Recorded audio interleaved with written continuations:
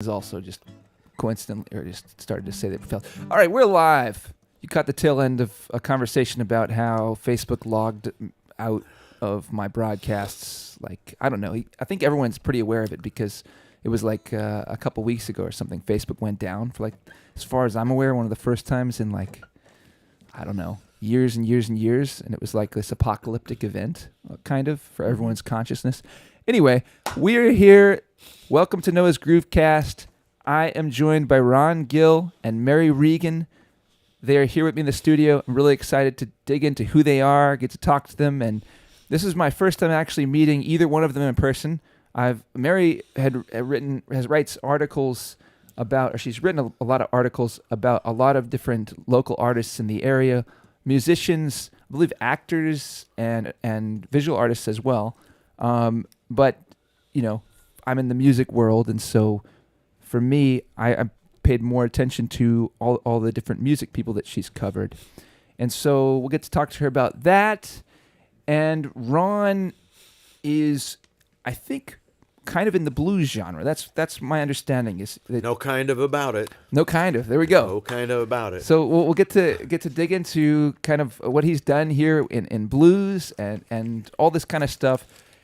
Next week, I've got Lou Gonzalez coming in. He's the drummer for the Space Ark for my band. We're going to get to know him a little bit better and dig into his metal history, his history in metal music in Rochester, New York, before he ever came down here. And then what it's been like kind of moving into a lot of different genres here in Charleston. And so I think that's probably all I want to say. If you are interested, e-open mic next Monday, as every Monday, I will be doing. You can join me live from wherever you want, from California, from England, from India, on 7 to 9 p.m. Eastern Standard Time, just via a link. And without any further ado, I'm going to bring Mary and Ron on camera. Thank you guys for joining me. Hey. Hey. Hey, Mary. Hey, Ron. Hello. Come on, pretty mama. We got to kind of She's just pick. drinking. I'm not. I'm drinking root beer, folks.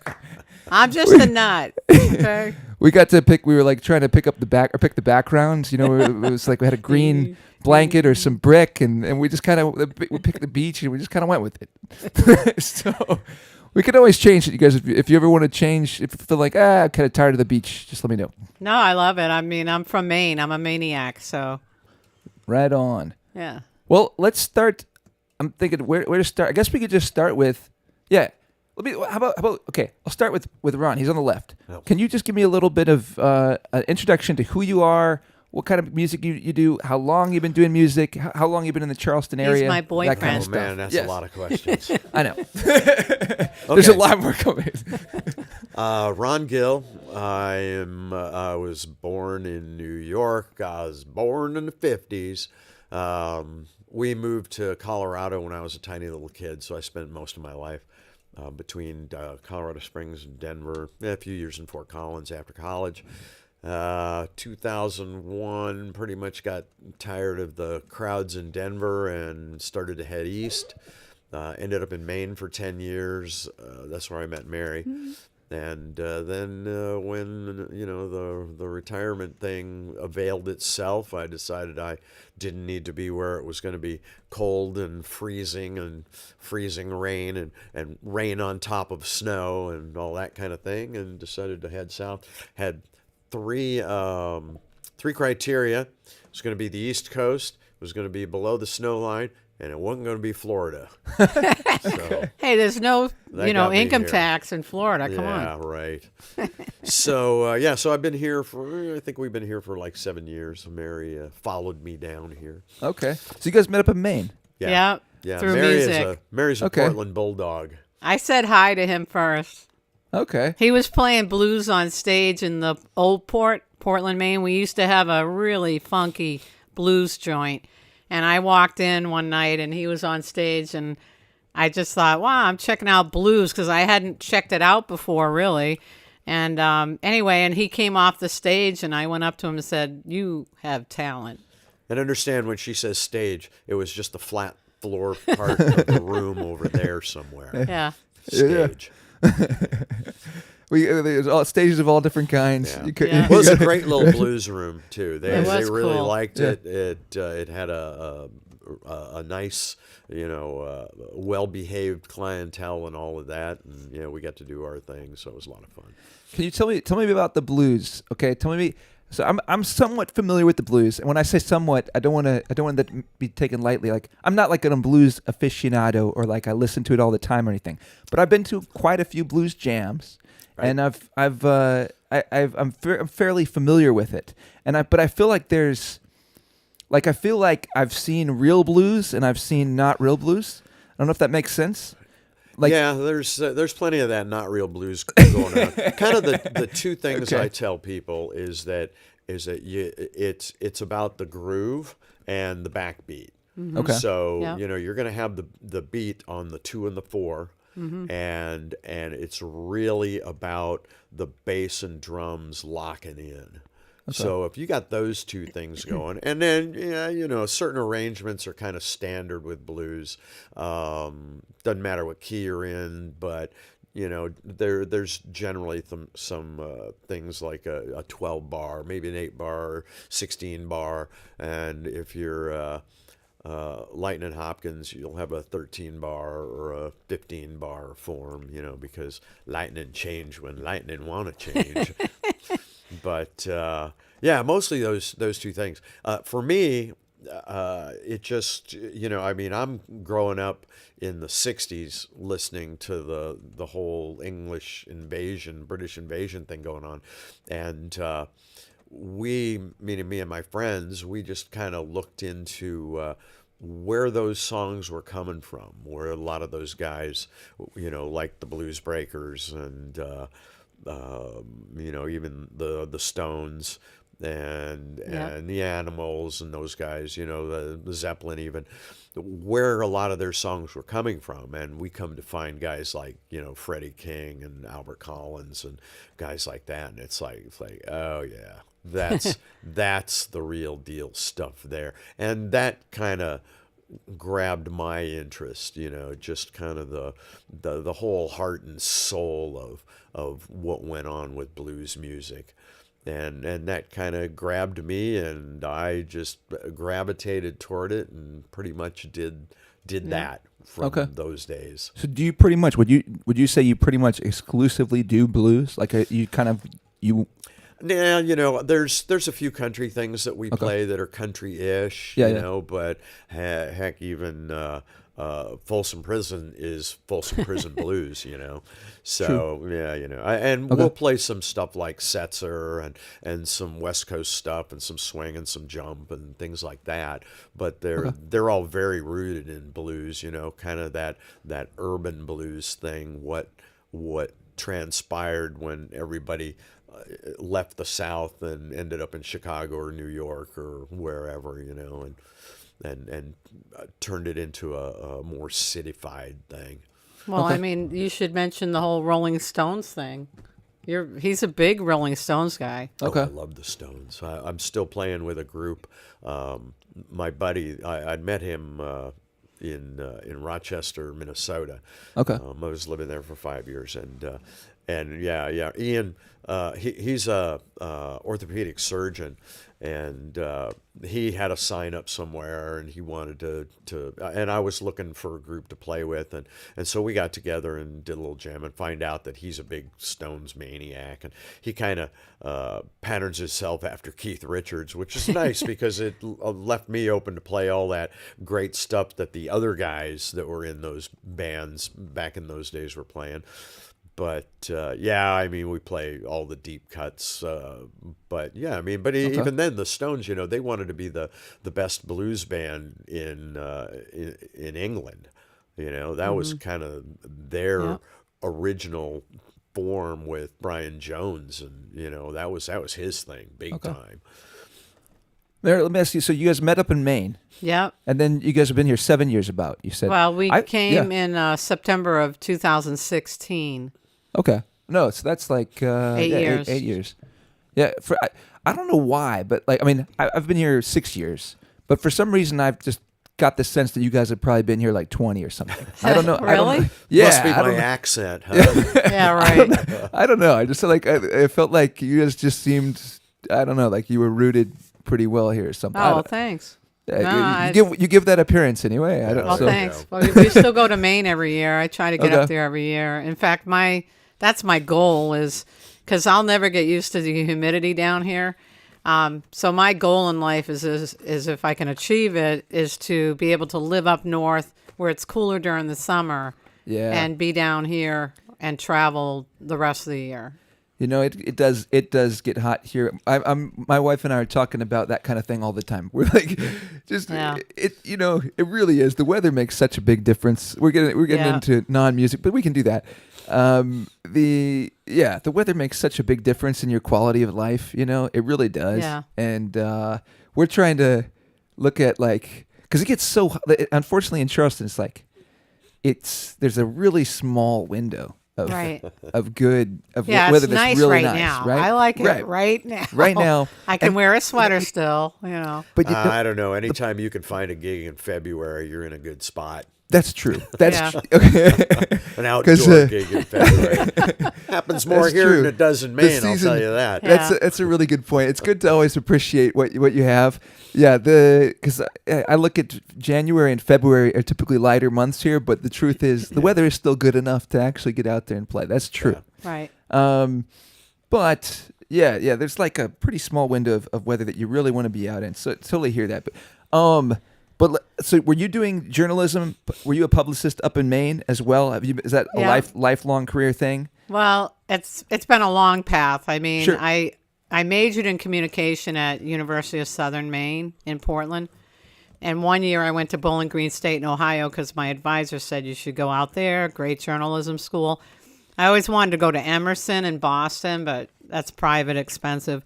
But at any rate, so I was in journalism originally, and I worked at some of the TV stations in Portland running camera. I was like a production assistant, and then worked in radio a little bit, and I was a reporter covering the State House towards Augusta, Maine. So I was like the afternoon anchor in radio, and I really do love radio. Like right now doing this it makes me feel like I'm on radio.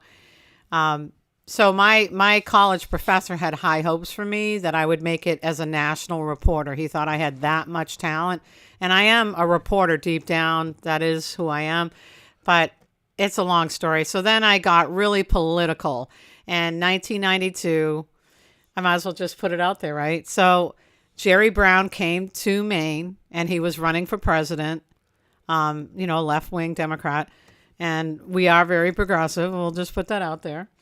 So anyway, and so obviously when I moved down here, it's quite conservative. It was a culture shock, and it still is. But at any rate, so Jerry Brown was my first campaign. I was a volunteer. I was a state delegate. I went to the national convention for him. I got really political.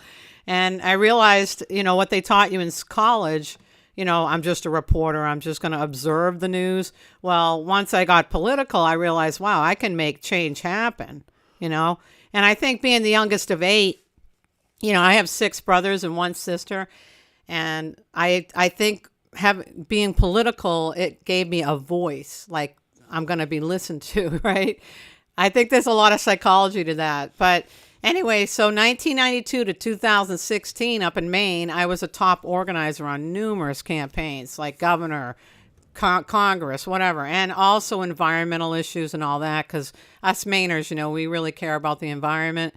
But anyway, and then I come down here and I was press secretary on a couple of campaigns. And I thought that would open doors for me, but it actually has not. It's just been it's been a grind.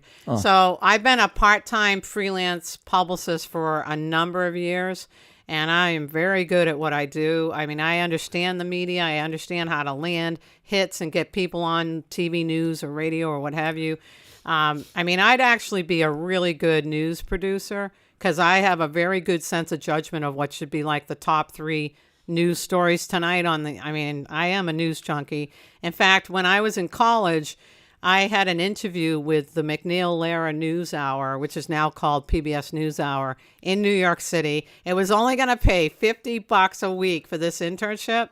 I didn't get it, but I was in the top 10. But I mean, I love that PBS NewsHour. But at any rate, I mean, there's still a part of me. I would love to be a talk show host. Huh. And I think, doing this arts column for the Somerville Journal Scene, I've been doing that since the fall of 2017. Okay. So a year in of being down here, and Ron was my first. He was my first column. I'm number so one. That's awesome. When I worked for the editor, David Canardi's now in North Carolina, but I said, David, my first column, I want to write about my boyfriend because he's super talented. And he goes, well, if you're going to do that, that's okay. But you got to have a opening sentence that says, hey, folks, I'm writing about my boyfriend.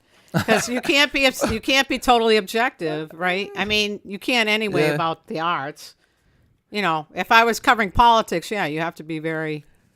But at any rate, I mean, I can cover all kinds of stuff. Funny. But so and so I've got the article right here. I think I sent it to you. Okay. But that was my first column, and so I guess the past person before me, I think they just covered music maybe, but I talked to David Kennard, my first editor. I've gone through a lot of editors since being there, but those guys work very hard. They're covering 3 different newspapers. But at any rate, I cover it all, and so I said, this should not just be arts. This should be arts and culture. So David he totally got it. And so every week, there's 4 Wednesdays in a month, and sometimes there's a 5th. And if there's a 5th Wednesday, I'll just double up and do like music again or whatever. But each week I'll do something different. I'll do an author one week, and then a musician, and then an actor or a storyteller or a model. And then what's the last one? An artist. I think that's the one I didn't hit. So I cover it all, and I've really met a lot of very interesting people. Have you? Is this kind of your first time covering arts and culture, or is this something that you've done periodically throughout your career? No, this was my first time having my own column down here. Okay, that. I'm curious, like, what's that experience? You said you met a lot of different people, a lot of different interesting people. What's that experience been like, meeting all these different kind of artist-minded people? Well, like one of them was.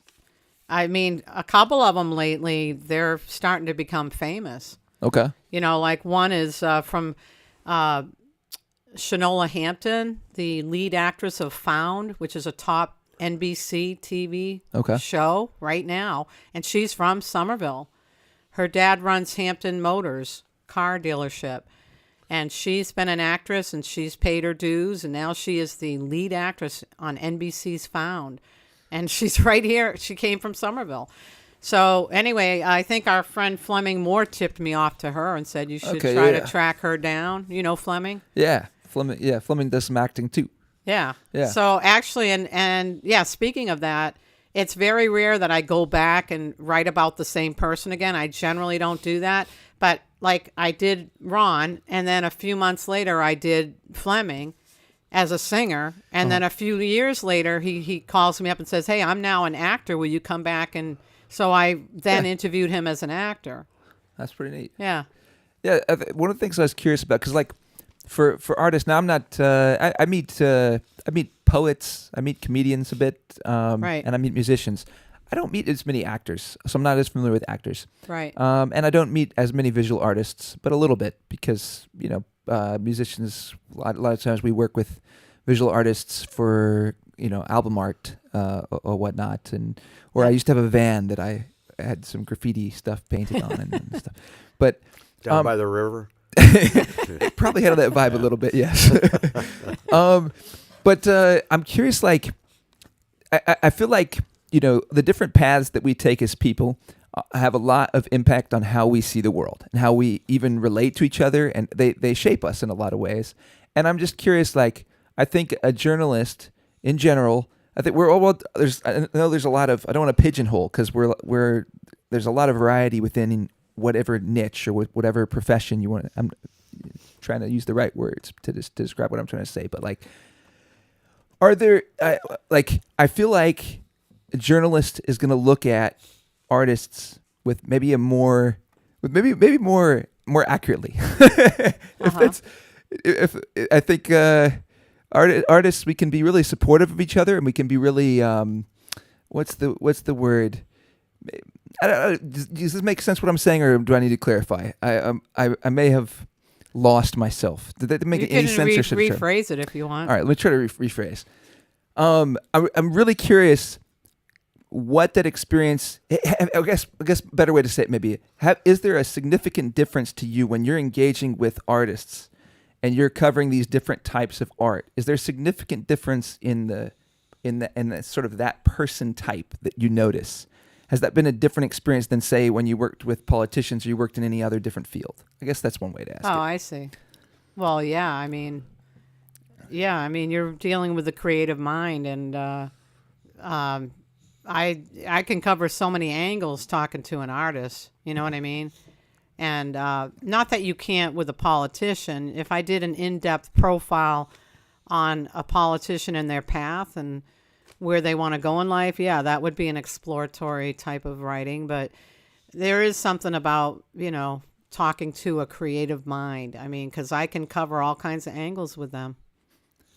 Have you found that you particularly have enjoyed that, or? Oh, yeah. Yeah? Yeah. I mean, it's to me, it's I can do it with my eyes closed. Sure. I don't want to sound like I'm bragging, but what I do is how I operate is, it's funny because all these years that I've been doing this column, which is now over 6 years, it's only a handful of people that I've actually met in person, believe it or not. So like we're doing this virtual podcast, right? But I'm here in person with you, which is cool. It's great to meet you finally. But I interviewed you, what was it, 2020 or 2021? Yeah, something like that. And you and I have never met until now? Yep. Wow, I can't believe that. I thought maybe I would have seen you like downtown Somerville playing music or something. Sure. I have played. I don't know. I've played the Hutchinson Square a few times. Okay. They do their Thursday events where they have like the market and whatnot, and Right. And then they had the Songwriter Festival last year. I played Yep. the Songwriter Festival, and I used to play the Frothy Beard Off World. It used to be like Yep. a brew house, homegrown brew house. Yeah, we liked it when it was homegrown. Same. brewhouse. Yeah. It was better. It's changed. It's not bad, but homegrown. He plays is cooler. there sometimes. Yeah. Yeah, fifth Saturday. Nice. If there's a fifth Saturday, I'll be there. Okay. Yeah. What do you think about the new space? Like it? It's really not much difference than it was before. Sure. Right. I think that from my experience, it's been a little bit better attended the nights I've been there, but they're Now, typically yeah. Saturday nights. Yeah. So, it's fine. I just Yeah. go in there and I do a solo thing. Homegrown wasn't as well attended for sure, but there was something. It had a certain feel that Yeah. was nice. Yeah. But yeah, I play when what is it? Right after COVID, I played a ton, like everywhere. Oh, yeah. I think a bunch of people did probably. I don't know, Ron, if you found the same, that like there were just way more opportunities like right after COVID. Yeah.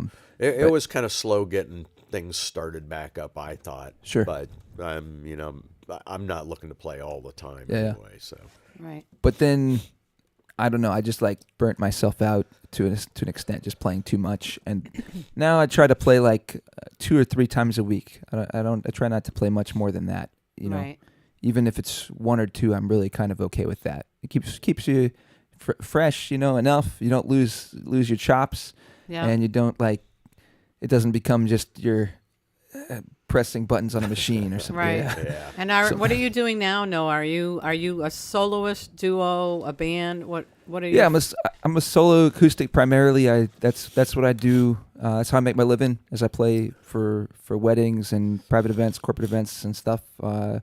From up as far north as like one of these beaches. Trying to remember their name. I've gone to like where they do golf, and like it's named after a tree. Myrtle Beach. Yeah, I'll get a little bit past Myrtle Beach, and then as Yeah. far south as like a little past Savannah. Okay. And maybe out to Yeah, we like Columbia, Savannah. and even a little bit into like into Georgia a little bit. Yep. Like a 2.5 hour radius. That's from cool. here. And then I've got a band called Knowing the Space Arc. And That's right. Yeah. I love that name. I got a kick out of that when you told me that. It's a fun name. How did you come up with that? again? Actually, the guitar player Brett Weller came up with it. Yeah. He's like, oh my gosh, what if we called ourselves Noah and the Space Ark? And I was just like, I got to do that. I don't know. Were I just you couldn't all say Star no. Trekkies or something? No. Okay. Yeah. I think it was just the kind of name, like, I don't know. I've always identified when I was born as a Noah, and I'll get sidelined on this a Noah, little bit. right? Noah. Yeah, I was born as Noah, and then That's right. growing up, it was always a biblical story, and people would always say like, "Hey, Noah, where'd you park your ark?" You know, and it was kind of corny, and That's but whatever. corny. But then when we came with the space ark, I just thought it was a really perfect fit, and I guess I could take the opportunity to like just kind of say the name or what at least when that name when Brett said that name. I just was immediately like, yes, I think that I didn't feel like there was much of a choice. I had to do that name. And then I feel like I started to understand why.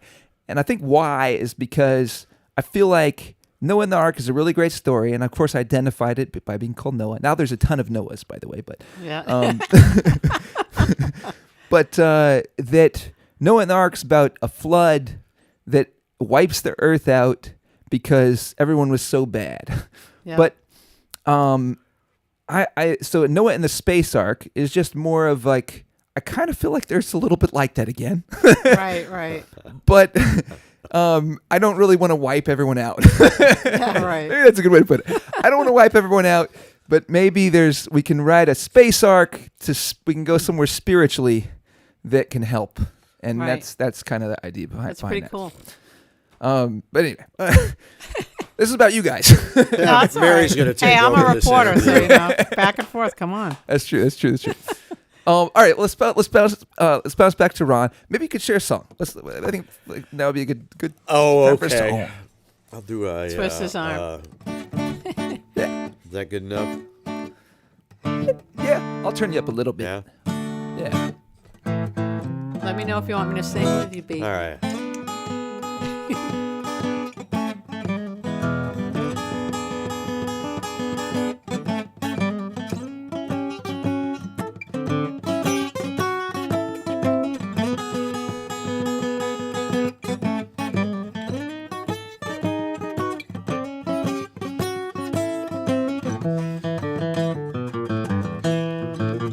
Well, my baby's got a mansion and a diamond ring, a real fine car and everything, but I'm a natural born lover.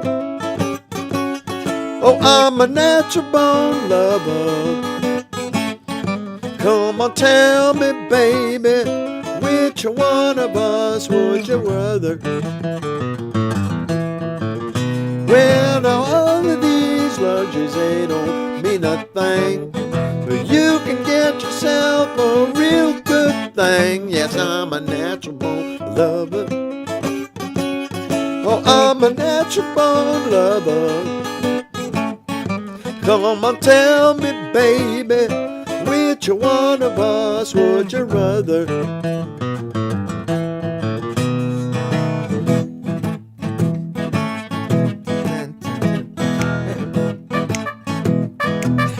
Yeah, baby.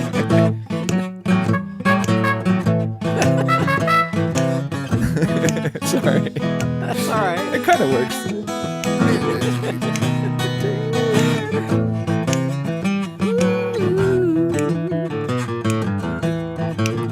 Well, my baby's got a mansion and a diamond ring, real fine car and everything, but I'm a natural born lover.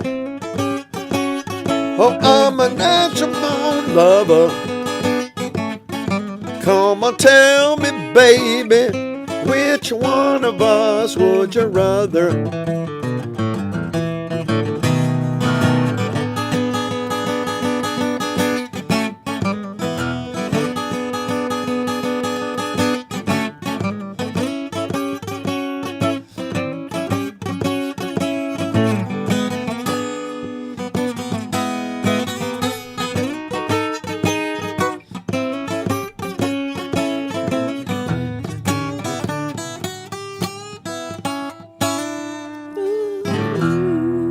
Yeah, I love it, man. Jimmy Reed tune. All right. Jimmy Reed. I love it, man. I love it. You got a relaxed, nice, relaxed style, man. Yeah, he's pretty cool. Yeah, my poor voice is a little bit worse for wear right now. But, Yeah. We both had head colds. Like, February 24th was the Republican presidential primary here. Yeah. And I worked as an exit pollster. Yeah. So I was standing outdoors all day long doing these surveys. Yeah. And by the time I got home, I was so tired. And within 2 days, I got a head cold, and then he got it from me. Hey, yeah. I guess I was going to show. I just had this idea that I forgot to. It's not my idea, but we've got a dog in the studio. Yes, please show her. She's gorgeous. Yeah, we're gonna say hello to Daisy. There's Daisy. That's my dog. Daisy Lou. Daisy's the first dog on the podcast. Aw, look at her. Daisy, say hi. We had a microphone over there for Daisy, but Daisy will only use it if a fire truck goes by. If a fire truck goes by, Yep. she emulates it perfectly. Yes. Isn't she pretty? She's an a American pretty dog. foxhound. So they're in the same class as a beagle and a coon walker hound. So she's the medium size in between, but she's a very sweet girl. Daisy. Daisy's chilling. Yeah. All right. She's a good girl. Well, we might show Daisy again. I don't know. Maybe there will be another moment where it makes sense to show Daisy. See? Now you we're watch. there. Facebook views, 1 million. Yeah, right. All right, so I know I'm a nut. Ron, so where do you feel like you get your style from primarily? Mary Regan. Oh man, there just guitar players that I followed back when. Gosh, some of the early ones were guys like Steve Miller. Oh shoot, some of the other pop guys, Joe Walsh. I loved Joe Walsh he's back cool. in those days. But again, researching into the guys, like I said, my group of friends were looking into, Freddie King is a big one. I think the whole Jimmy Reed thing, what Howlin' Wolf had going on, and Hubert Sumlin, his stuff.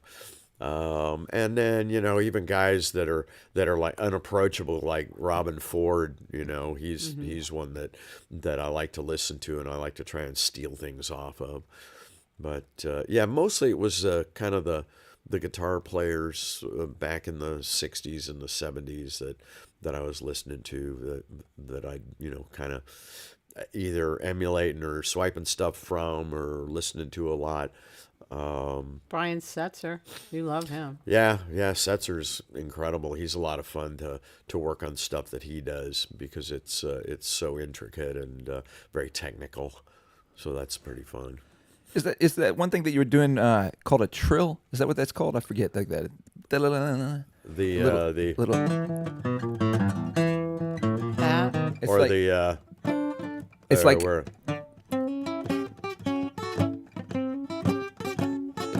No, like. Wait. Was it there? Right No, what not many yet. of those? No. there? What is a trill? It's kind of like I don't know if that makes any sense. Really When you go fast. back, when you do that little right back between two notes, or between like two half steps, or two. Yeah, like that. Yeah, he's That pretty kind of cool a- when he does I that. don't Yeah, remember that- when I did that. I mean, that's as close to it as I got, I think, on that song. But No, there was something you did on the I think it was as it was just leading back into a repeat of a refrain. Yeah. You coming back swirled into in a little trill there, and I don't know that I've ever heard it quite done like that. I mean, maybe it's been done in some. I was just curious where that maybe came from. If you heard other people do it, but anyway. And, unless I know what it is, I'm Yeah. afraid I can't tell. No, it's okay. All He right. does it. He does it on different songs, like that song you did the Yeah, other that's probably night. one of the 5 things I do. No, Johnny Cash That's a cool. song. It's a cool Hot touch. Rod. Do. Don't you do it on that Do song? do. No, again, Hot Rod not ringing a song? bell. Yeah. Mary. The It's Hot a- Rod song. It's a cool little touch. If you do it again, I'll go. There it is. There it is. Stop. No. So okay, you play in a band here in Charleston. Yeah, No? I do a three-piece. Okay. Actually, I'll do solo, duo, and my favorite's the trio. So I got my friend Bert Ross plays bass, and then our friend John Gross plays drums. Typically, Okay. any number of times I've got other guys kind of on the Rolodex that I have to have sit in. But that's my favorite, is just to do a three-piece. And yeah, we're going to be actually Saturday night down at the Palmetto Brewery.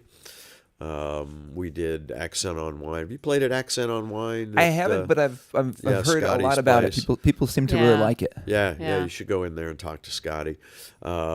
We played there last week. We did Harbor Cruise last week, Yeah, and that was that's fun fun. because I had a friend visiting from Maine, and he's a bassist. I played a bunch with him in different groups up there, and he was down here, and I got to have him sit was in nice. both on the cruise and at Accent on Wine. So that was a lot of fun. But yeah, and again, you have that bass and drums creating the groove, Yeah. and that bottom end, and that leaves it wide open for me just to noodle around, do the vocal. I'll pull out a harmonica and play that, without any guitar, just with the groove going. That's cool. So Yeah. yeah, it's pretty fun. Nice. Yeah. So what do you? So when you go, wait, I should ask. No, ask this. So when you're playing, what do you typically find? Like, is a crowd interaction with blues? Like, is there a particular kind of engagement that you're trying to create, or is it more of a certain atmosphere that you're trying to create, or? I don't know. Most of the time, I think that what we do is it's just musical wallpaper. Sure. I mean, Sure. We can if we're getting some people that are tapping their feet and kind of dancing around a little. We might increase the energy level of what we do. Not everything, actually. Very little of what we do is just kind of slow.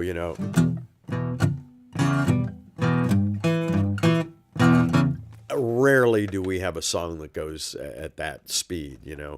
So just the nature of, again, the rhythm section. If we get that rhythm section pumping, people's feet start tapping and they want to do some dancing, and if they're bopping around, that's kind of what I look for. There was a guy on the cruise. It wasn't really super well attended, the cruise, but it was fun. It was a good night for it. And a guy hollered out Stevie Ray, so it's like, all right, here we go. Yeah. So threw in some Stevie Ray tunes. Okay. But Sometimes I'll jump on stage and sing with him. Yeah. sometimes, Yeah, we have a good song that we do. Yeah. It's really cool. Okay. Tina Nina Noo. He's gonna do it. It's got a lot of soul to it. It's really good. here we go. I want you to be my Tina Nina Noo. Yeah, I like that. I want you to be my Tina Nina Noo. Tell me the truth. Come be my Tina Nina Noo. Now when you hug me, when you love me, when you squeeze me, come on, don't tease me. And when you're through, come be my Tina Nina Noo. I want you to be my Tina Nina Noo. Yeah. I want you to be my Tina Nina Noo. Tell me the truth. Come be my Tina Nina Noo. Yeah. Mary, you got a voice. Mary Regan. Yeah, well, I mean, I was can the sing. singer of my high school class. Okay, I didn't know that. Portland High School I don't know why I Bulldog. wouldn't know, but yeah, you can really sing. You gotta, yeah. That was, and the funny thing is, back in high school, like You don't even want to know how old I am now. I don't look my age, but Ron's 10 years older than me. So anyway. I don't look my age. And he doesn't look his age. But. I don't know how old either of you are. So anyway, I mean, I grew up in the 60s, but I was just a little baby. So, okay. Okay. But anyway, so when I was in high school, I took the Strong Campbell interest test. I don't know if you remember those tests. And it's about what am I going to do with my career. And I scored 50-50 between music and journalism, like writing. Okay. And I didn't know which way. I mean, I really love music because both my parents were very musical. But I just got logical, and I'm like, I'm going to be a writer. I'm going to go into journalism. So when you guys met in Maine, were you didn't? So you went the writing route, but does that mean you were really engaged in music still? Because you said you didn't really do any artist type of writing. You didn't write on artists. No, I didn't write whatnot. about artists per se. I mean, I helped a couple of authors up there. Okay, yeah. But I wasn't an arts columnist like I am down here. But Gotcha. I mean, I was engaged with going out and listening to music. Sure. I mean, I loved going out and hanging out with my friends, and then I, discovered that little blues joint. What was the name of that blues joint? Ginkgo Blue. Ginkgo Blue. Ginkgo Blue. Yeah, it was really funky. Now it's a restaurant, right? I think they turned it into a restaurant. No, I think it's an eyeglass store these days. But anyway, but I've always been into the music scene. You might not know this, but Portland, Maine, in terms of radio, when you look at media markets in the nation, Portland, Maine is one of those radio markets where the music industry tests songs because it's got, an eclectic listenership. So that's just a factoid about Portland, Maine radio. That's really interesting. Yeah, I think that's actually a really interesting topic. Like there was just the idea of like different cities and their involvement in music scenes. Right. Like from the standpoint of an artist, a lot of people, like I guess what I said is that there's a bunch of people here in Charleston, for example, that when I came into Charleston, I kind of became familiar with a lot of different artists. Yeah. And then some of the ones that I felt like they had kind of developed themselves more and they were kind of stronger overall, then they would just leave.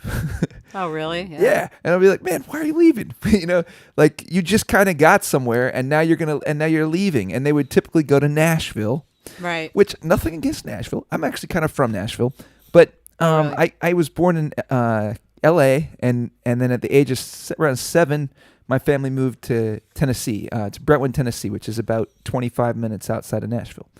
And so I'm pretty familiar with Nashville. But when I got going to music, I drove out to LA, lived in my car, and just started going to open mics. That's really kind of how I got started. And then at some point, I bought a van and drove all around the country and drove into Mexico a little bit and went to about 60 different cities. And I went to New Orleans and I went to all these different places.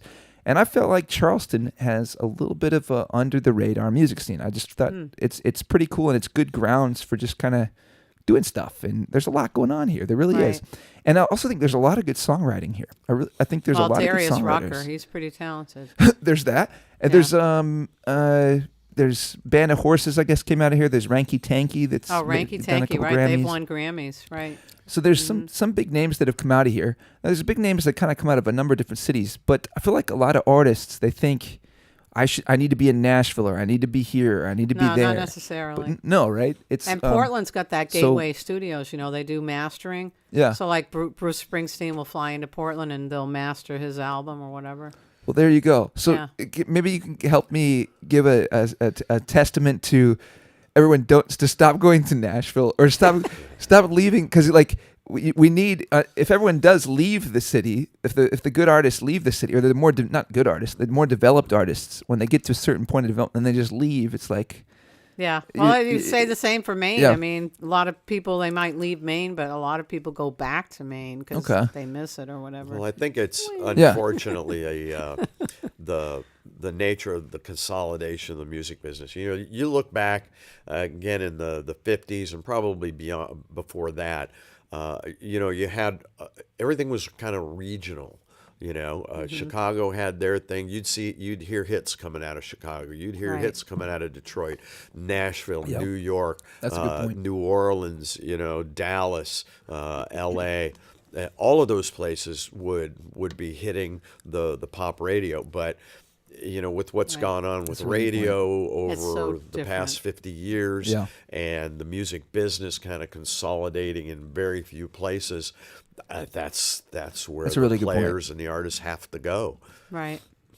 Yeah, so much stuff is just online now, right? Yeah. It's such an interesting thing to think. There was a time where it wasn't that long ago where your favorite artist, you'd have to wait, a long time before you could actually hear them play, right? Yeah. And it's something that nobody has to do anymore. Yeah. You just hear it instantly whenever you want. It's still, I'm one that still very much appreciates or recognizes. I still marvel at that. I still think it's like magic almost. I don't take it for granted in the least. It's like it's just insane. Here you go. When I'm Yeah. a kid, I have this little reel-to-reel tape recorder about Okay. this big. Yeah. And reel-to-reel, little reels, not a cassette. This was way before cassettes. And I'd sit in front of my little radio about the same size as the tape recorder, with the microphone in front of the radio, wait for a song to come on because I knew it was going to come on. They played only so long of a set list or song list, and it was going to come on sometime in the next hour and a half, and I'd record it. And then I'd stop it.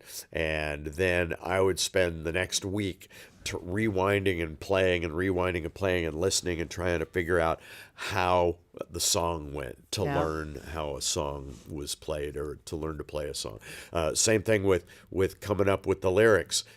Listen to it, write it down. Listen to it, Yeah, write it down. These days, exactly. I have a hard time learning lyrics because I don't go through that process of listening and writing it down. Just the writing it down process, by the time I'm done with that, I could throw away the paper because I knew by virtue of writing everything Right. down and listening It to it helps. what it is. These days, if I want to learn a song, oh my God, it's weeks of sitting with because you'll download the lyrics in 7 seconds from Right, a right, Google right. search. It's not the Right. same. Yeah, yeah. And now it's Right. like, oh God, now I have to learn these things. Yeah. It's a completely different process, That's a really interesting angle. Like just to the extent to which technology, there are maybe a whole bunch of things that we're completely unaware of. Yeah. That were are lost benefits. Yeah. You Yeah. know, from the gains, things that we're completely unaware of. I feel like technology has gotten to a point where I feel like even making that point, people Right. are like, it's this stuff is too good. Yeah. But Yeah. but it's true though, because there's things like that maybe we could have a lot. For me, let's say, like I was talking to Herbie Mathis, was here last Tuesday, and he has like 1,800 songs on his Wow. iPad, but that he says he can do 1,800 songs. Like that's how many are in his repertoire, which I still feel like, even if that's on your can't iPad, believe it. that's an insane number. That's a He's lot. got quite a repertoire. Yeah, I'm maybe at like 400. I'm probably in the 300 or so that I could probably remember the lyrics to. That's the thing. I can't remember 400. I'm maybe at Yeah. like 150 to 2 or something Yeah. that I can remember. That's amazing. And I though. feel like that's for me. That's pushing it. But I'd be curious though if actually sat down, like if I did that and stopped putting them on the iPad or stopped putting them on that thing. I Yeah. wonder how many more I could actually remember. Probably could Yeah. remember a lot because we could remember a lot. We can, Right. yeah. That's But yeah, I remember when I was a little teenager growing up, I used to practice singing in my bedroom. And I had like this glass bookcase so I could kind of see myself, how I looked. But I would play the record and mom is way downstairs like, you got to focus. Right? But I just keep singing, practicing. But Get the I mean, broom out. I sang in high school. I was in the choir and all that. So I would practice. I don't know if you ever heard of Dan Fogelberg. yeah. He died of prostate cancer in his 50s, but I just loved his 4-part harmonies, and he was such a poet. But he lived in Maine. He died in Maine. But anyway, so Fogelberg, I grew up with him and the Beatles and the Beach Boys, so I was into harmony. Being an alto, that's what we do is harmony. Does Fogelberg do that? Is it? And she liked to say she loved the man. What was it? Yes, yeah, but is that she one? didn't like to lie. Yeah. That's Yep. Fogelberg. Okay, cool. Okay, Mary, Yeah. what's your favorite thing to write about? If you're going to write about Oh, if I had to write about anything? anything, what would you Oh, my what do you write goodness. about? Is that too big of a topic? Is it too big? Too you vague? mean- Too vague? You mean, is it, you talking about, do I prefer regular news or creative or? I guess we could. We'll narrow. We can narrow it to creative. Sure. If you're going to write. If I had to write anything.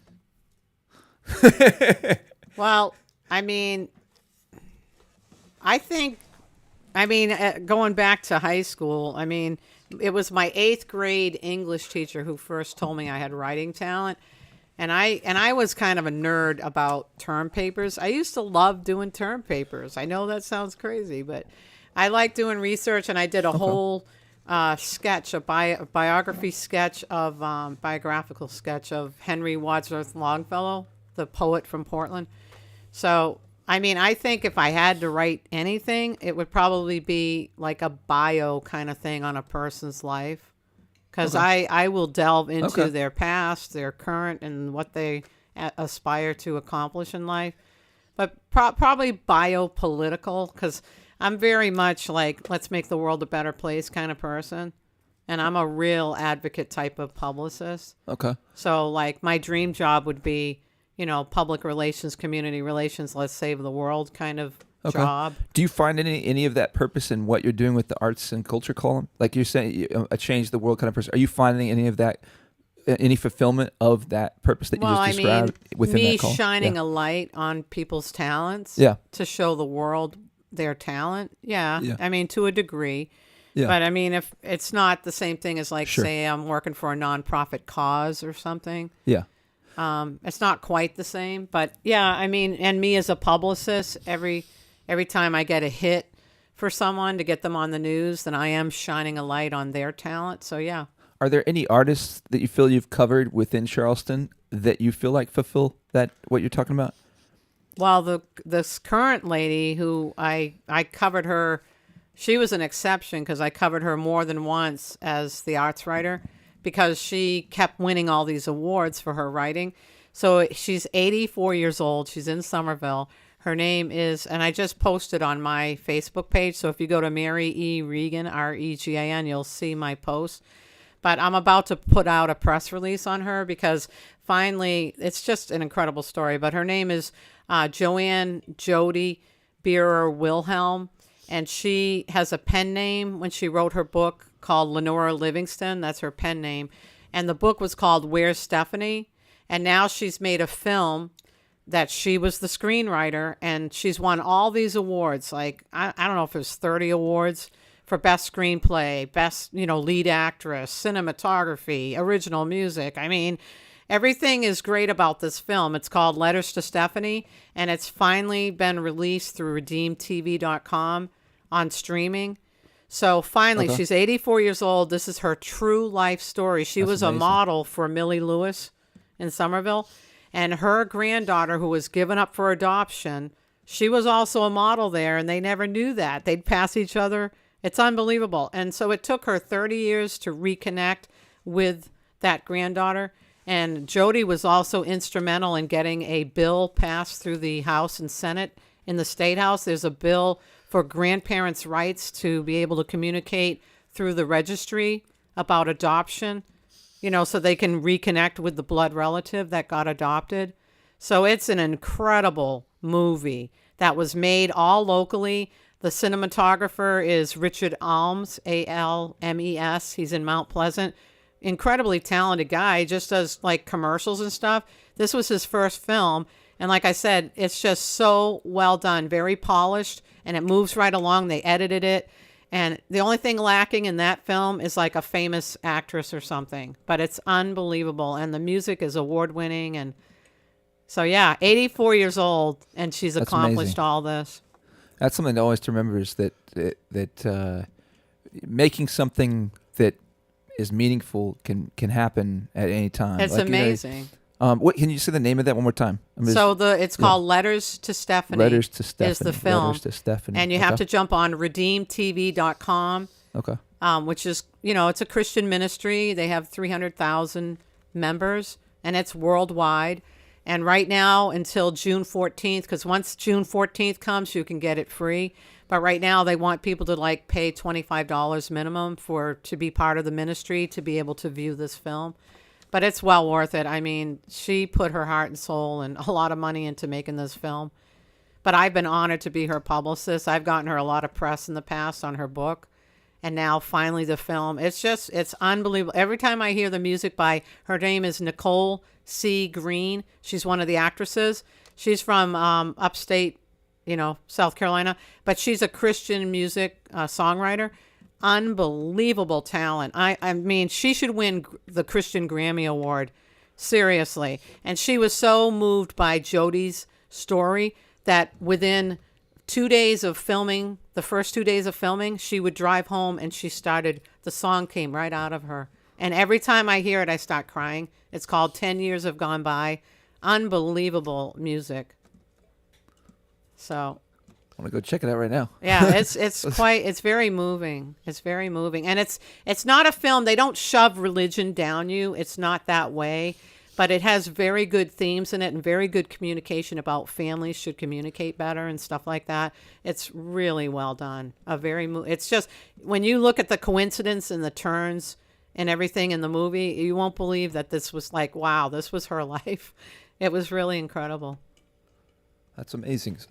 So on that led me to this wavelength. I don't know if this question is going to make any sense, but what I was there's an angle I'm trying to get at, and I don't know if this maybe is a leap of logic that just isn't there. But right. When you talked about like this fulfillment of sort of making the world a better place, part of what I'm trying to figure out is like I want to do the same thing, and I feel like one of the biggest issues maybe today is just that people don't know each other. I don't know if that makes sense. Like that there's a lot of different people, a lot of different viewpoints, but some of it is just actually getting to know each other. But what am I trying to say here? And now everything's so polarized. Is that what you mean? It is polarized. But I guess I was wanted to ask a question from the perspective of like artists. I don't even know. I can't. Maybe I need to drink more water or something. I don't Have know. some root beer. That'd be really good. Let me grab a soda. I want to think more on that. How about we go to a song real quick, and I'm gonna try to. Go ahead. And I'm gonna grab a soda. Maybe I need some sugar. We should do a Caribbean tune, man, with these trees behind the fake trees. There's that.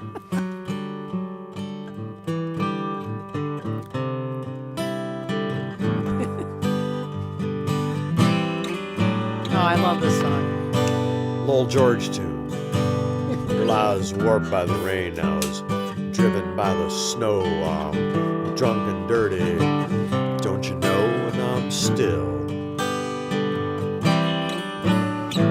willing.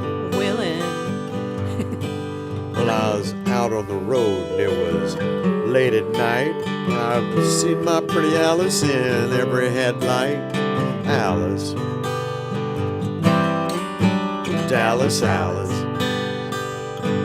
And I've been from Tucson to Tucumcari to Hatchabee to Tonopah. I've driven every kind of rig that's ever been made. Driven the back roads I wouldn't get weighed. And if you give me weed, whites and wine, and you show me a sign, well, I'll be willing to be moving.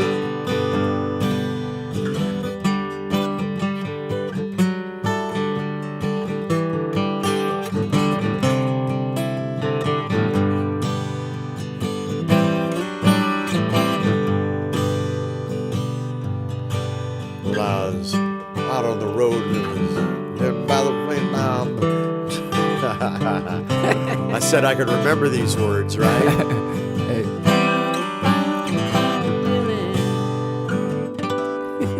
Well, I was warmed by the rain and late at night. I've seen my pretty Alice in every headlight. Alice. Dallas, Alice. And I've been from Tucson to Tucumcari to Hatchabee to Tonopah. I've driven every kind of rig that's ever been made. Driven the back roads I wouldn't get weighed. And if you give me weed, whites, and wine, and you show me a sign, well, I'll be willing to be moving.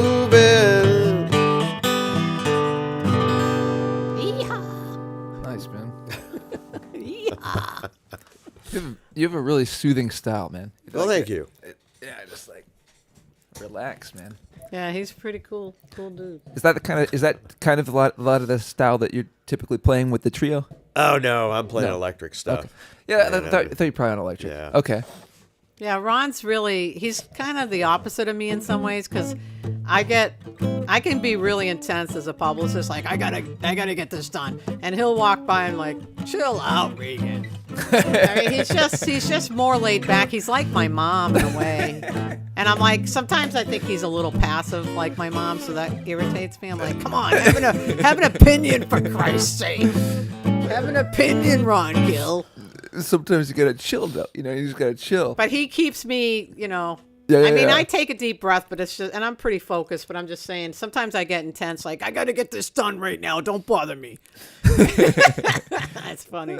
That's the great thing, because like it is both. You can go either way, right? You could chill or you could go opinionated, and then they're both going to reap a different result. Oh, or no, or we have are they? opinions. Are they going to reap a different result? We have They the might end Canadian up- flag Yeah, waving. right. You want to go into that? It's, He's got dual citizenship, yeah. Yeah. With, You want with to talk about that? yeah. Why not? One of my COVID projects was investigating Canadian citizenship because my dad was Canadian. Yeah. Okay. And We were yeah. just up in Canada, actually. Oh, Yeah. I love that. Oh, I- Canada. I just got a note from the Stones Band guys that we're going to do the West Island Blues Festival up in Montreal Yeah. in That's August. awesome. So yeah, That's it'll cool. be fun. You gotta be excited about that. This is Yeah. the first time, yeah. Oh no, First time? no, No, we you've done did it this. before. We did Okay. this same festival last year. Nice. That was And I've fun. been to Montreal a bunch of times. I know Yeah. a bunch of people up there. It's a beautiful city. Yeah. We just went to Montreal for the first time ever at the beginning of this year, and then also Quebec City. We went to. Oh, Quebec's so pretty. It's pretty. Yeah. We went in the winter. You go to Le Frontenac. What's it called? Yeah. The Frontenac. Yes, yeah. I think I know what The you're talking about. Frontenac. That Le street, right? Frontenac.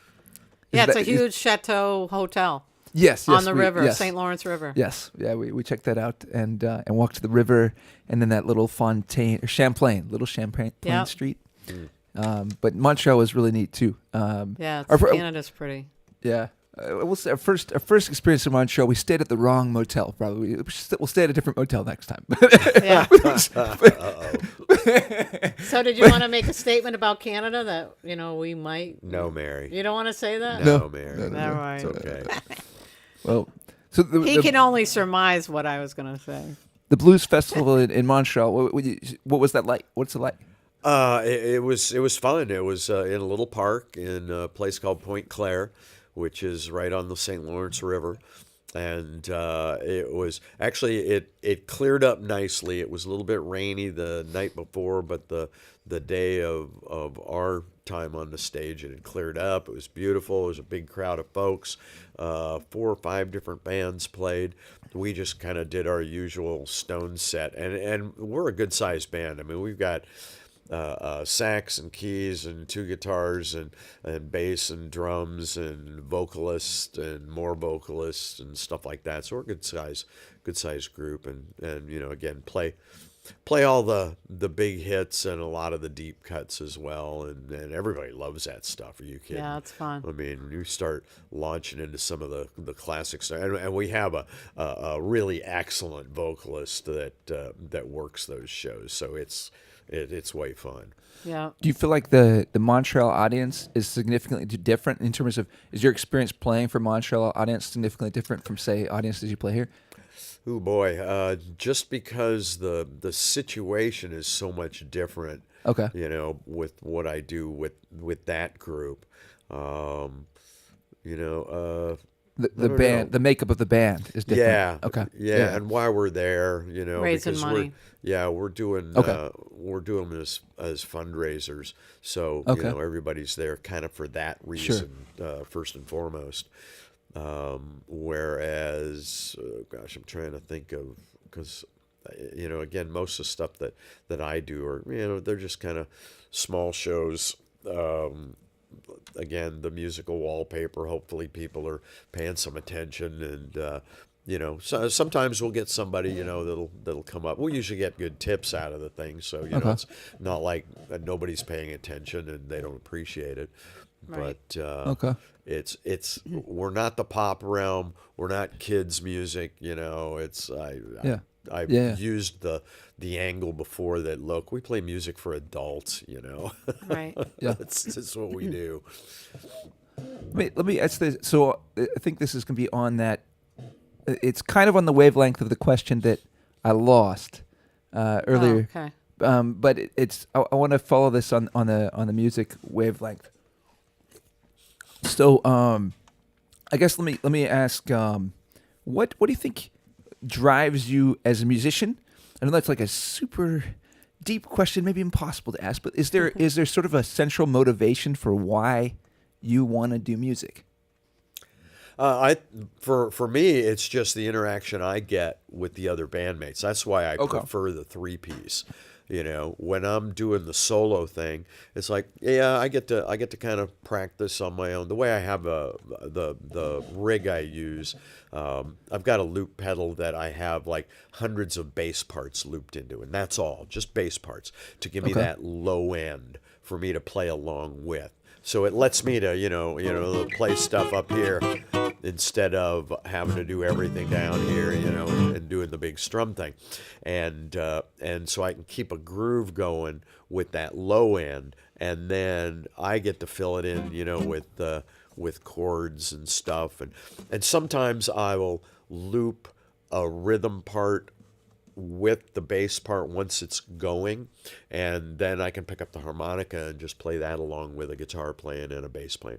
So not as much of a thrill for me as just having a rhythm section that knows the songs and knows the parts, and we've got the ability to communicate where the song is going to go, and we can Yeah. bring it up, we can bring it down, we can simplify it, we can make it quiet, we can really start banging on stuff and get crazy with it.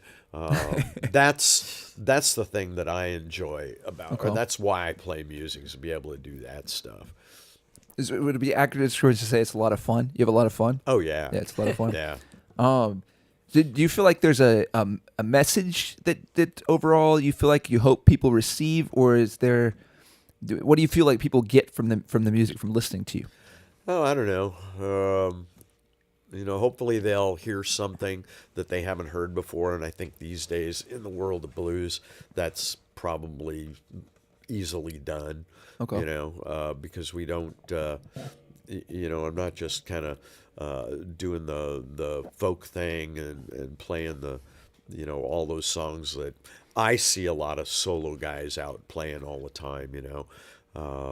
But actually, and I always try and mention whose songs they are that I'm doing. I mean, I've got like 3 discs of stuff that I've written and produced and all of that, and Okay. I'll certainly mention that when we play those.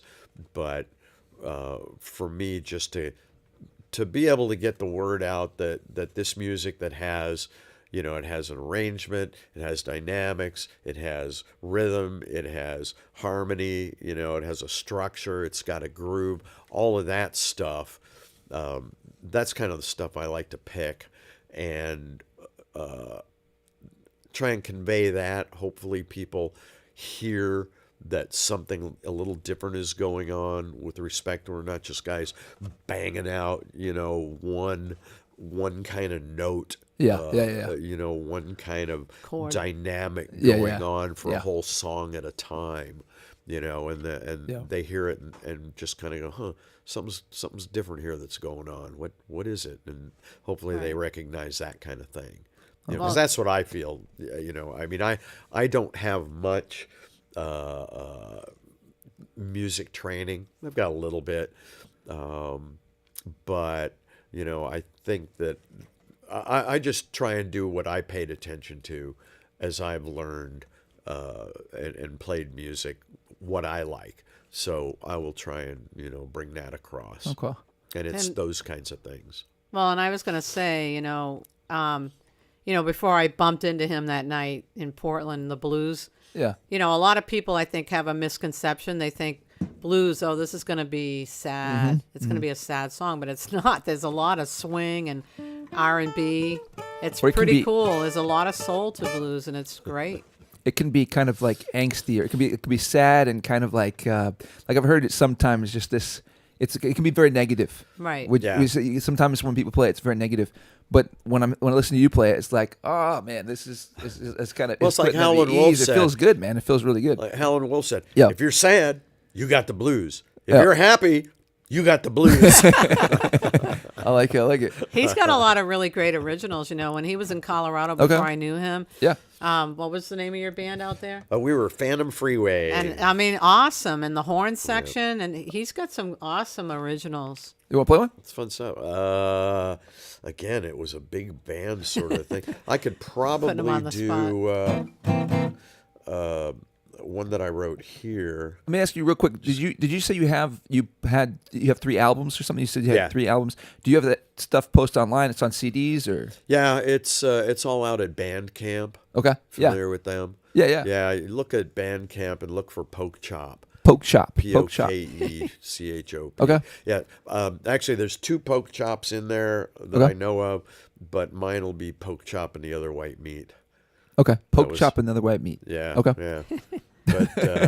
But that's where they're all parked. You should tell him, how did you get that nickname, Poke Chop? Just one night after rehearsal.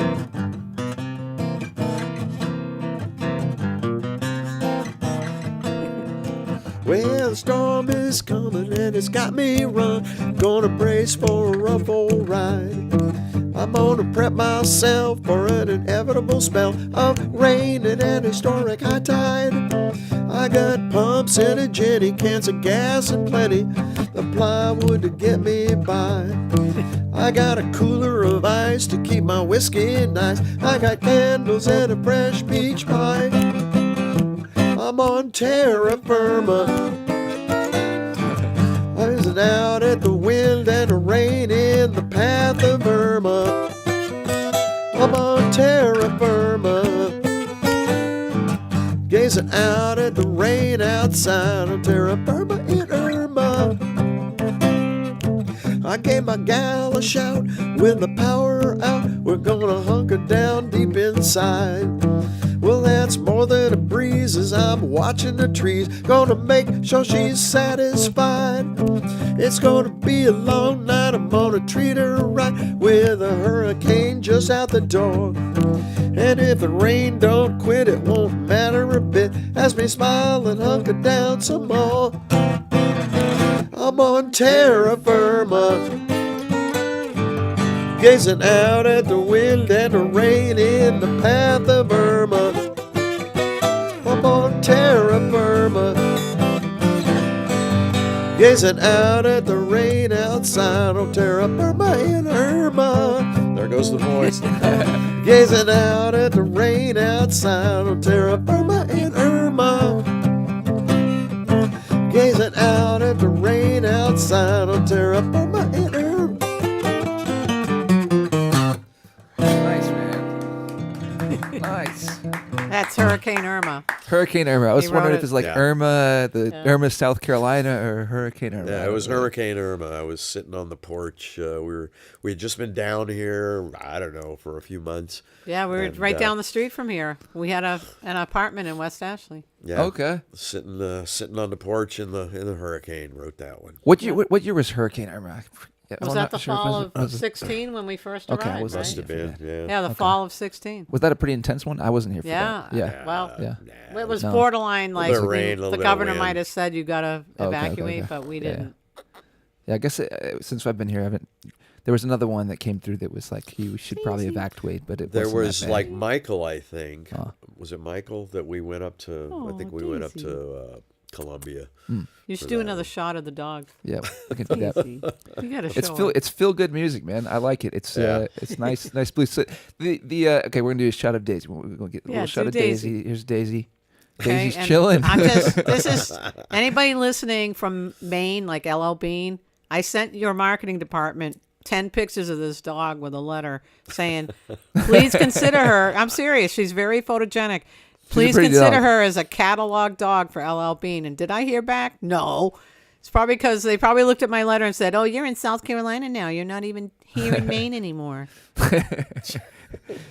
Daisy's chilling. Look at Daisy. She's so pretty. I She's wish a you had a good different dog. angle because she's, hi, baby. I can zoom in a little bit. We can You zoom can? in. We can zoom in. Yeah. Daisy, Daisy Lou. We'll zoom in a little. You got to more write here. a song for her, Ron. There's Yeah, Daisy. yeah. Daisy. I write a lot of dog songs. Daisy.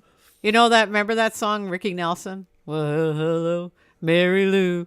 Goodbye, heart. Sweet Mary Lou, I'm so in love with you. I knew Mary Lou. All you got to do is Daisy Lou. We'd never part. So hello, Daisy Lou. Goodbye, heart. Dang, and do you guys sing together very often? Not very often. Not too Why much. not? Because Mary is a I'm a chicken. workaholic. Okay. I'm But, not a chicken. I say, Mary, sing along on this one. And she says, I don't know that song. I go, Mary, you should know that song. I've played it a billion I times. sometimes go to his. He Okay. goes to the blues jams on Sunday nights, Yeah. and once in a while I will show up and jump Okay. on stage with him.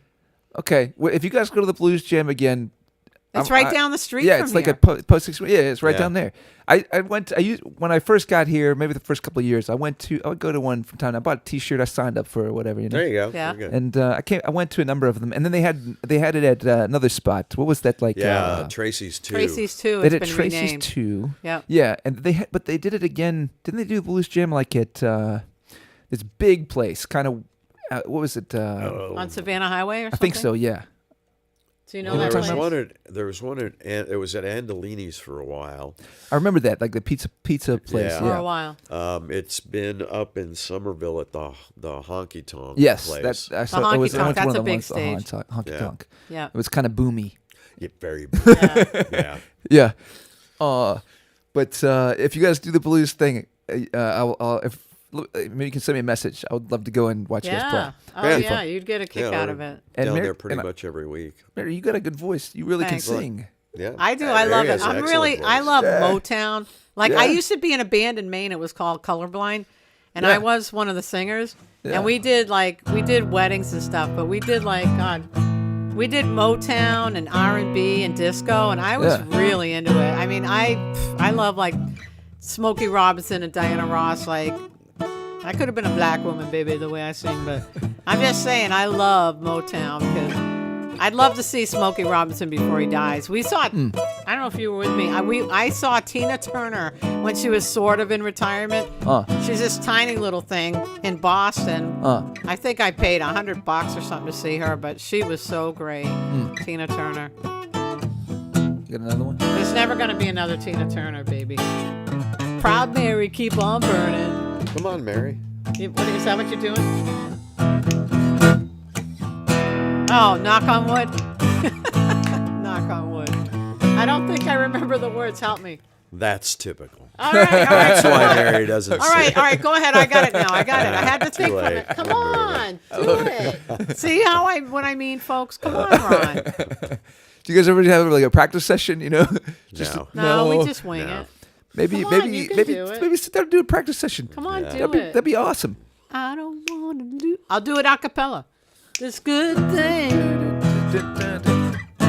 And now I got him. Here, sing along, Noah. If I know it, yeah. I don't want to lose this good thing. Eric Yeah. Clapton did this. That I've got. If I do, I would surely lose a lot. 'Cause your love is better than any love I've known. It's like thunder, lightning. Come on. The way you love me is frightening. Think I better knock. My voice is not perfect. On wood, baby. Woo. That's it, baby. Nice. Eric Eric Clapton did a really good rendition of that. Eric Clapton, come on. Yeah, he did. It You was do better great. than that. He's great. I saw him in concert too. He's Okay. great. Nice. So I dig it. So I'm gonna try. Okay, I'm gonna try to take it back to. I wanted to hit on that wavelength again, and I was a little bit embarrassed at how I lost that question, and I'll probably just do it again, to be honest. But yeah, so we talked about you got a really laid back bluesy style, and I was kind of asking you like. What you hope the message that is received from your audience, or what you feel like they get from it. I mean, for me personally, it kind of just puts me at ease. I'm chilling and things are okay. I feel like that's a pretty nice message Yeah. to take. That's Yeah. a good That's a point. pretty- Yeah. Something. So I'm involved with the Blues Club here in town, as well as the Blues Foundation. Now they're based in Memphis. They do a thing every year called the International Blues Challenge, the IBC. Yes. And I tell people that it's going to be the best blues festival you can go to where you've never heard of any of the acts. Okay. But what's great about it, and I tell people this in general about going to a blues festival or maybe a blues show where there's 2 or 3 bands, is that everybody's well behaved. People aren't throwing their trash on the ground. Nobody's picking fights. It just the music lends itself to be happy people music. Okay. Right. I think that's probably one of the things that's very appealing to me as well. Whether or not I ever admitted that to myself, but those observations over the years, like I did the Blues Cruise one year, and it was so much fun. Got to see all these guys. I mean, I'm sitting at the bar with Taj Mahal and Tab Benoit, and we're just kind of shooting the shit. I jammed with what's her name? Eden Brent. Actually, she she closed an elevator on me because I told her we were doing a song in B flat or something. I don't know what it was, but yeah, they're it's just music that I think soothes people, like you say, Right. And it can be upbeat and fun Yeah. and happy. I mean, it can be a little dark. Yeah, it can. But by the same token, it usually has a good message, even if it is that. I went to a blues jam in what is it? What's the town called? It's somewhere in LA. I forget the name of the town. It's like on the southwest side of LA. And I'm forgetting what it's called. Torrance? Is it Torrance? I think it was probably Torrance. And that was it was like a late at night blues jam, like 9 to or 10 p.m. to 1 a.m. or 2 a.m. Like it stretched out into the night. Yeah. That was intense, and it was a little bit dark. Yeah. I used to work for HP, and I was on the road a lot working for them. And I remember we had a meeting in Houston one time. And typically, when I'd travel, I'd have a guitar with me, and I'd go find a jam somewhere. And so we're in Houston, and I asked I had gone across the street. There was a little barbecue joint across the street from the hotel, and I go in there, and there's a guy playing, and I said, hey, is there a jam going on? Because usually Monday or Tuesday night, you can kind of count on finding a jam somewhere. And the guy told me a place to go out on Old Spanish Trail, I think it was called, was the street. And so I go out there and I walk in, and I am one of 2 white guys in the joint. The other one was a harmonica player in the band that was playing. Turns out it wasn't a jam, but it was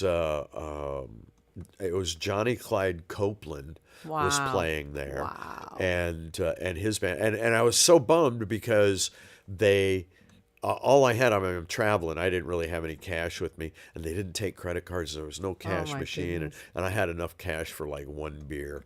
I would have stayed all night, but it's like, okay. So I go back to the office the next day, and I tell the local guy where I was, and his eyes get this big when I told him I was my out God. on Old Spanish Trail, Oh, my going God. listening to music. So it was a lot of fun, but they were dynamite. It was such a good Wow. show. It was a lot of fun. Nice. That's cool. Yeah. Would you say that they were? Where was that in terms on like the mellow to the intense? Like, did they Well, I would say it was intense in Yeah. that they were rock solid. yeah. You know, I mean, the Yeah, rhythm yeah. section Okay. was spot on. You know, the guitar players were excellent, just played with all the feeling in the world. You know, and the vocalist was just dynamite. That's so So cool. yeah, all that stuff. You know, you just sit there and go, wow. Right. All right. You're blown away. Maybe this a wavelength we can go to. So okay. So the question that I asked before I got my cherry coke, the wavelength that I was trying to get on is just kind of like, and then it just starts to escape me. I don't know. It's like every time I want to go there, there's this little part of my brain. No, it's like what are we doing for people? So we talked about background music, right? You said sometimes you're like painting on a wall a little bit or something like that, right? Musical wallpaper. Musical wallpaper. Yeah. So, the wavelength I want to get at is like, if in trying to make the world a better place, trying to improve the world, trying to make a positive difference, what can we do as local artists? Just trying to get better ideas about how we can actually make an impact, how we can actually do things. So you know, like as doing background music, I think there's ways to do it, like what you're talking about, or what we kind of talked about or I guess I talked about putting people at ease. Right. Kind of it makes people feel like the world's okay. You know, like so much of the news and everything It's is so like, negative. it's like, you know, because I love watching the news too, by the way. I'm a bit of I'm a news junkie. I'm a news junkie a bit too. It's interesting. I don't know. It's really interesting. It's crazy. It's crazy right Right. now. It It's is. crazy.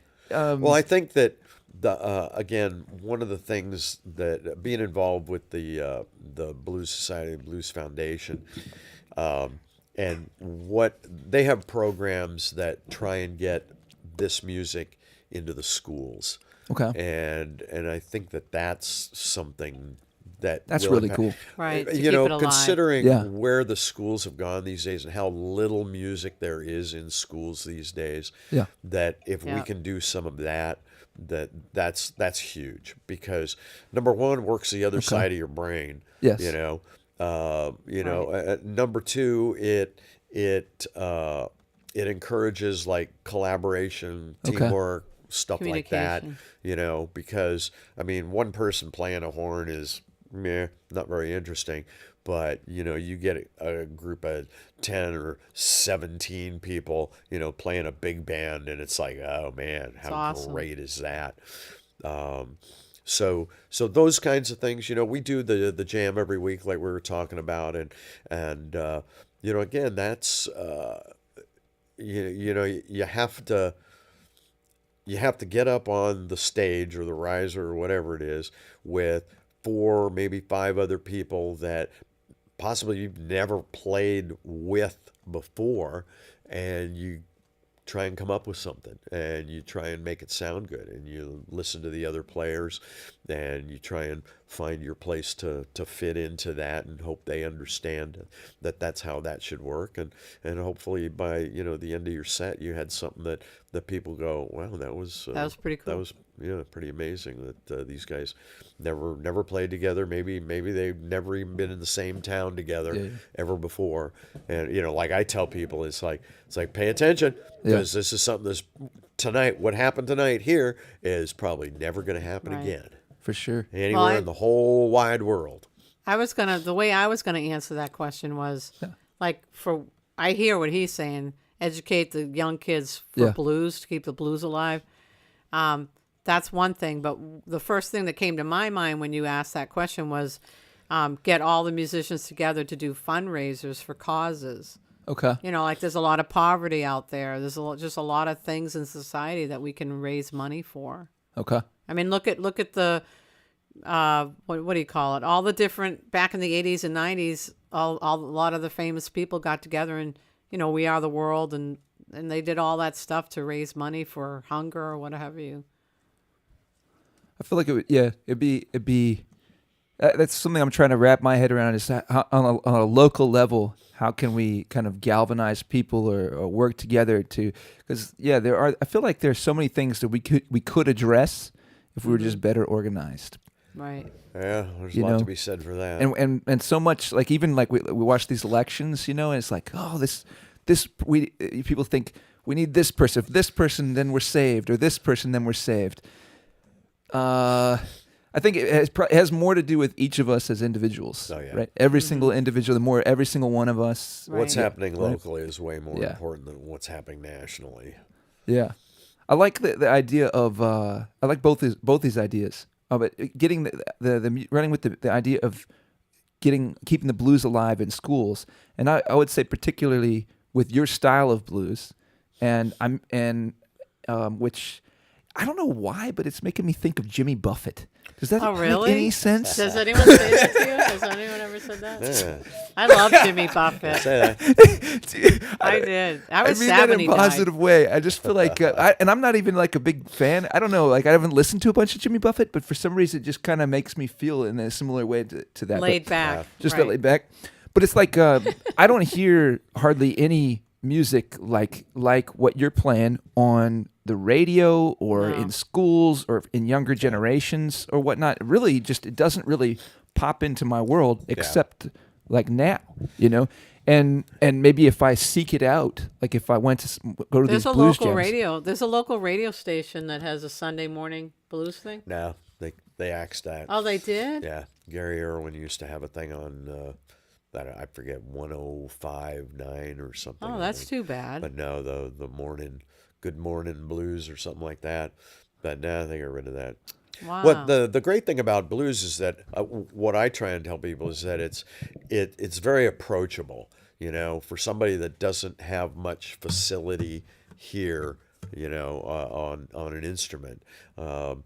You know, a buddy of mine up in Roanoke, he does a thing where he's able to get these inexpensive but surprisingly high quality harmonicas for $5 a piece, and he'll get a whole bag of I'll them get and some of those. take them into Yeah. a school, and you know, That's give them cute. to kids, and in a half an hour they're all playing something on these things. Yeah. You know, again, it being approachable. You know, if they know, and in a harmonica you can almost not play a wrong note if Yeah. you're playing in the right key of the accompaniment.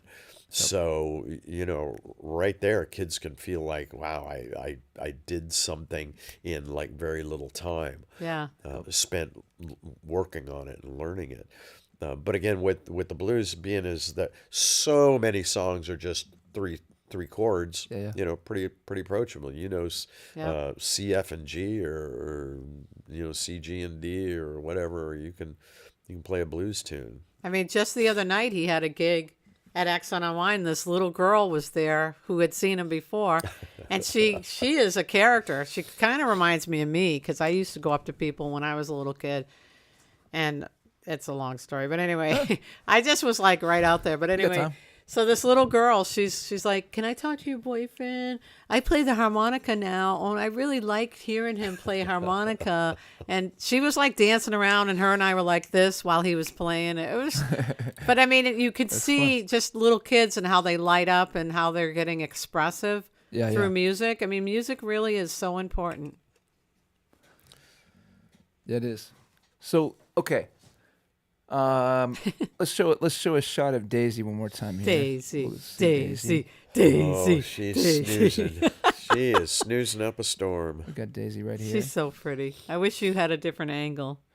We could move the camera. We'll get it one You more. do a roving camera. I could do like Come on, the. man. We'll go like this. Yeah, you're right. I can get. No, no. No, I'll get one more shot when right before the podcast is over. This is Then so we'll funny. get another look. Daisy Lou, LL Bean, catalog dog.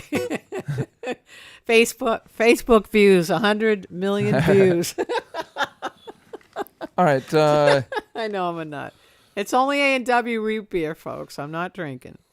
All right, so we get in the music, get in the schools, and get in front of kids. What I was trying to get at with like that, I feel like the style that you're doing, it's like it would be okay. People drive around in their cars, right? And they've got there's so many. It's so funny. I don't really hardly listen to music in my car because I'm around music all the time. I do. Yeah. So then it's kind of a nice quiet space for me. But I always think it's so funny when I watch everyone driving around their cars and everyone's in these different Singing. worlds.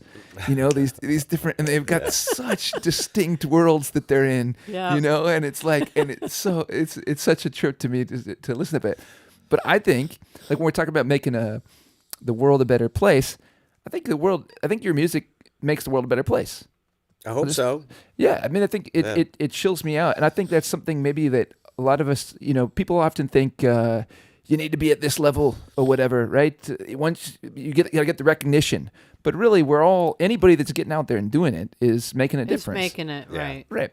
And so, but anyway, it'd be really cool if we could get, there's plenty of music that I think puts people in worlds that aren't that good, that are like a little questionable. We'll just say there's some music out there that puts some people in worlds and that is accepted. And I don't know exactly how it's like there's themes and whatnot that just probably shouldn't be listened to the extent that they are. And anyway, so it'd be really cool if we could find ways locally to push out more music like what you're doing or what different people are doing. Well, it's the market that's going to dictate that. Yeah. True. Yeah. That's fair. As much as I enjoy what I do and hearing other people that are doing the same sort of thing, because I'll go and see my friends play, because they're playing the same thing that I do. Very few friends of mine play anything that's super aggressive or just super loud and the headbangery and that sort of thing. And it's like, and not that there's anything wrong with that music for the most part. I mean, some of it can get a little bit beyond the aggressive stuff, especially if you're talking lyrics. Not that I know what any of them say, because I really don't listen to that stuff, but I know it exists, and it's like, man, why? What does listening to that kind of music do for you? Yeah, Right. And I would think that it does something. Stuff I'm playing, might put Like people heavy a metal little or bit something. more It's like, contemplative. Is that how you pronounce it? Frame Contemplative. of mind. Yeah. There was I played a gig at Firefly Distillery one time, and I'll talk a little. I will talk about Firefly Distillery. Nothing. I don't really have anything that bad against Firefly Distillery. Probably a fine venue overall, and overall my experience in every other capacity was great. But they put some horrible music on their Between sets. PA. Yeah, between Oh, sets. wow. That was just. It was not appropriate at all. Yeah. It was so beyond inappropriate. And you have all these kids running around. It's huge, Right. huge event Yeah. with like tons of families Did you and say tons something? of kids. And I was talking to my drummers, like, "Do you hear this? Like, did you hear what's coming out of this PA?" And it's like, it's just, I won't say it, but it was just, if you can, when I say it's so inappropriate, whatever you're thinking, it's probably worse than that. Like, it was Wow. really bad. That's so bad. And I was like, man, well, yeah, probably the kids can't hear it, like they're probably not even paying attention. Right. But And still. then my drummer was like, man, you'd be surprised. I have kids, like they catch things and it Yeah. sticks with them and stuff. And, Right. And, I don't know. So that if we, I would have said something to the manager. I probably should have. Yeah. Oh, that's why I bring the iPod with me and plug in my stuff. Tell them as soon as I get there and get the speaker set up, it's like, you guys can turn down the house now, and I'll take care of it. Right. Not only do I have control of when we're going to start and be able to turn it off and turn it back on at the end of the set, but what's coming out Yeah. of that speaker that's keeping the mood Yeah. set Right. for what I want it to be. Yeah. Maybe that's one angle too, is that just on a local basis, we could connect more with all these different venues and convince venues to just play local soundtracks. Yeah. Because everyone's That's so true. tapped into the mainstream, Right. Yeah. everywhere. The grocery stores, the Yeah. whatever. It is kind of interesting, like from one grocery to some, they do have some different playlists. But anyway, all right, well, we got Yeah. like 12 minutes. Why don't we hear another song? Another- And then, Another song. If you got one, if not, we can. Oh, I got a ton of songs. It's just a case of which one do you I'd like want to do the Beatles. Baby, you can drive my car. Yes, I wanna be a star.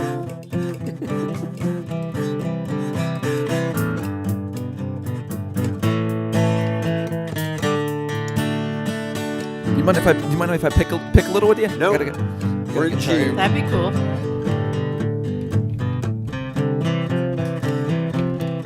This is the original Honky Tonk Woman. Oh yeah, Rolling Stones, baby. Sitting in a bar, peddling a jar in Jackson. And oh, the sweeter summer sun did shine.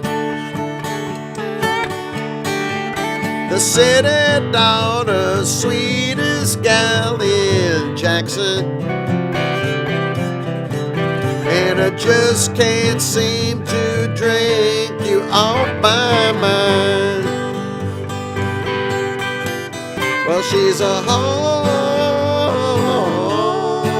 honky-tonk of women. Gimme, gimme, gimme the honky-tonk blues.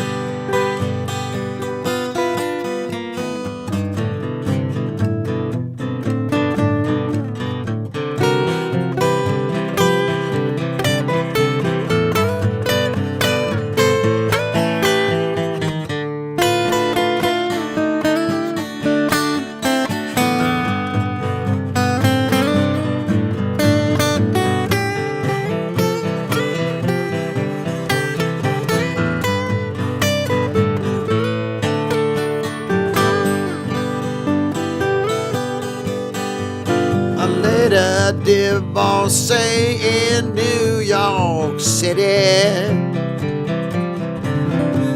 She had to put up some kind of a fight.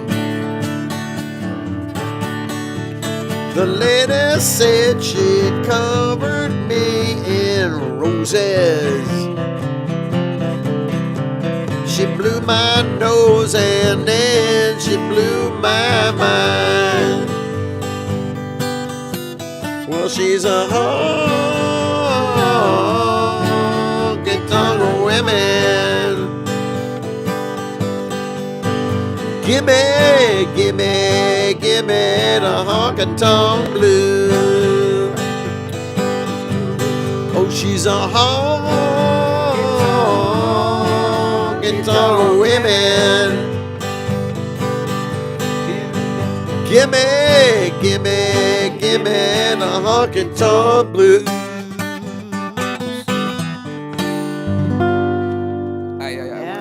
I got that chord right. That was good. Beginnings and endings, man. As long as you're there for those, you're golden.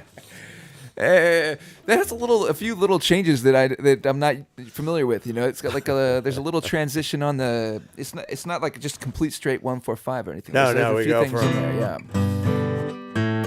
Got to the A and then Yeah. the D. Yeah. Yeah. And then it's got the seventh something in there. There's a seventh, and I don't know. I was missing a few things.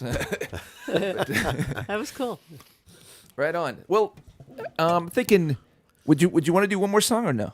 You want to chill?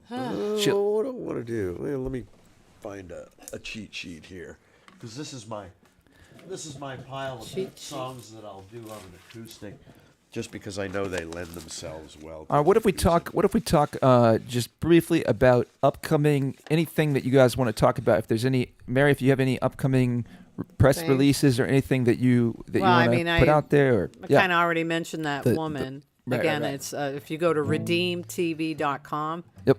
and look for Letters to Stephanie. Yep. That's the film, and it's all made here in South Carolina, and it's just an incredible story by Jody. Her nickname's Jody. And let me ask you: is there anywhere in particular that people should go if they to go check out your work? Oh yeah, my website. If you want to, well, you can read about me on LinkedIn. So I'm Mary E. Regan. It's Regan, and then I'm Mary E. Regan on Twitter, and Facebook. But my website about my path, as a publicist journalist would be www.propublicist.com. Okay. Yep.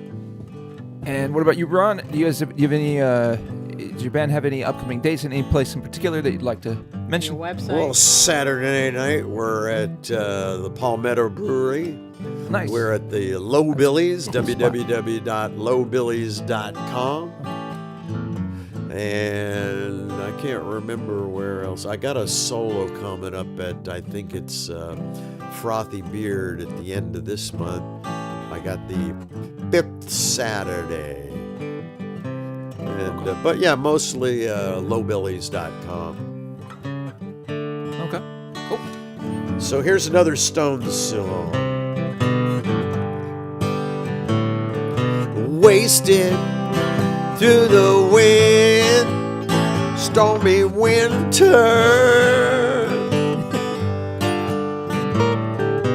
without not a friend to help you through.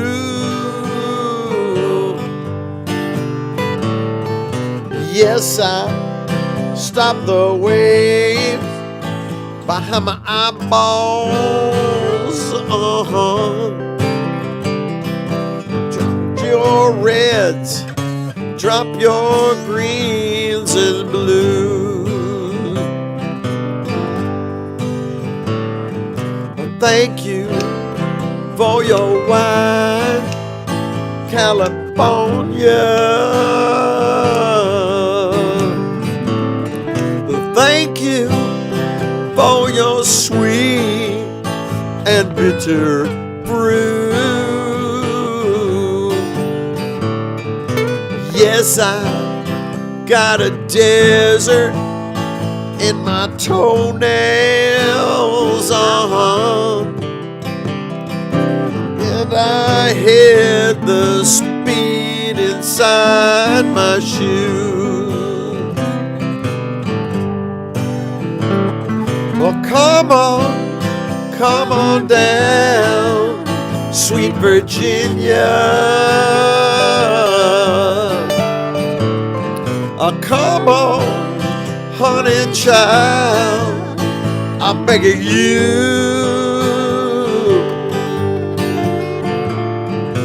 Come on down, you got it in ya.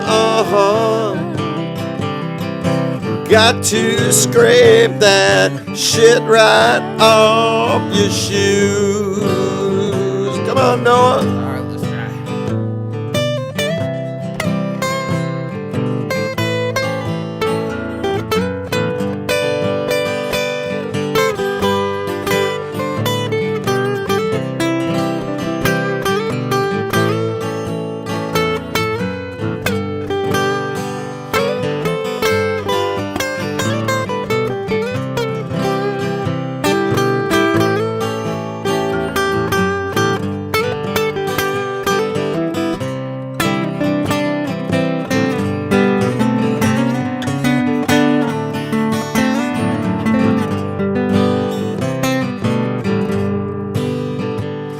Well, come on down, sweet Virginia. Come on, honey child, I beg of you. Come on down, you got it in ya. Got to scrape that shit right off your shoes. Come on, one more time, sing it with me. Come on down, sweet Virginia.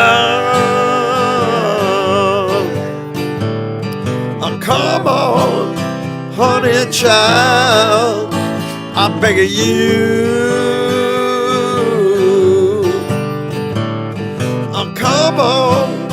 Come on down, you got it in ya. Got to scrape that shit right off your shoe.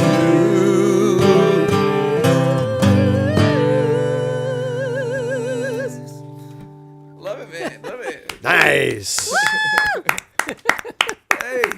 Right away. Rolling Stones, baby. Hey, well, thank you guys. Thank you guys for coming and doing this with me. I really appreciate it. It's great It to was get to fun. meet you guys. You And bet. get to talk a bit. And, so Thanks for Thanks. having us. It was very fun. Thanks for for having sure. us. Very Nice to meet you, Daisy. Daisy. There's Daisy. Yep. There's Daisy. We'll do a little before I knock the stream off.